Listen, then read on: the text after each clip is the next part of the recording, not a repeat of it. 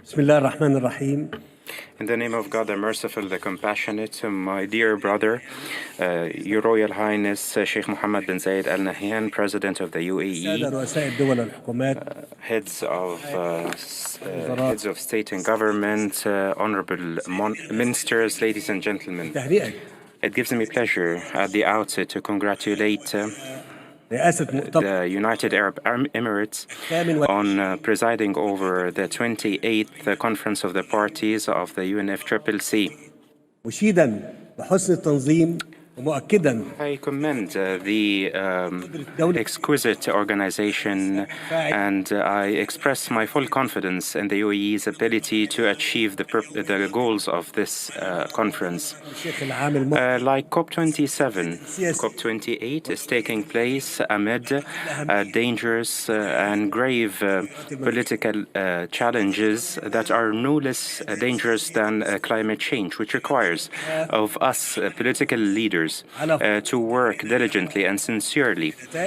to make sure that our conference reaches ambitious results and that contributes to the implementation of previous undertakings. As president of Cop27 in Sharm El-Sheikh and a country directly impacted by climate change, Egypt is well aware of the importance of reinforcing collective work to address the challenge of climate change and to guarantee eco-friendly development to preserve planet Earth for coming generation and to address the present impacts of climate change that exceed the capacities of countries, including or especially developing countries, to cope with them and their impacts on the different sectors of development. Ladies and gentlemen, our responsibility is to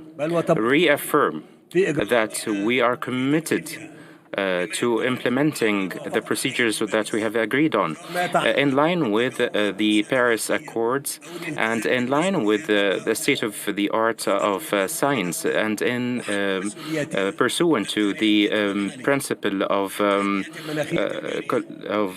responsibility of all countries. It is important to underscore the principles of equity, just transition, collective but differentiated responsibility as precepts of multilateralism. In Sharm El-Sheikh, we have rolled out many initiatives that would contribute to achieving our aspirations in this regard, including the creation of a loss and damage fund for developing countries, and the Just Transition Work Program and the Emissions Reduction Work Program. We have also paved the way to a global goal for adaptation with climate change. In this framework, I'd like to express my appreciation of all of you in view of the results that we have seen this year in the discussions on the Just Transition or the Emissions Reduction Work Program in the sectors of energy and transport. We have also reached recommendations to operationalize their financing arrangements for developing countries, and we have also operationalized the relevant funds. The success of these efforts, however, hinges on the adequacy of financing and the funding arrangements in place, which necessitates that we have a joint view, including recommendations that would lead to the operationalization of all of these arrangements and to provide the necessary funding. Ladies and gentlemen, the achievement of all of these goals is possible if we work together in a spirit of cooperation and participation. Therefore, we call on the international community to take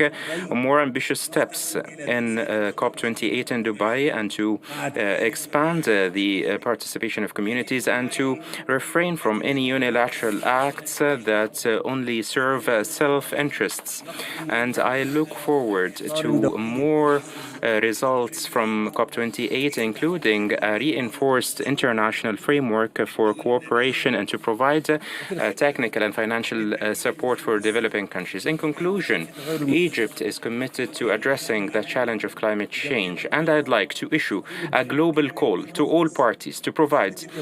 full support to the kindred country of the United Arab Emirates to guarantee that COP28 in Dubai would reach historic results that would reaffirm to all peoples of the world that we are determined and able to save planet Earth, the home of our life and the future of posterity. Thank you for listening.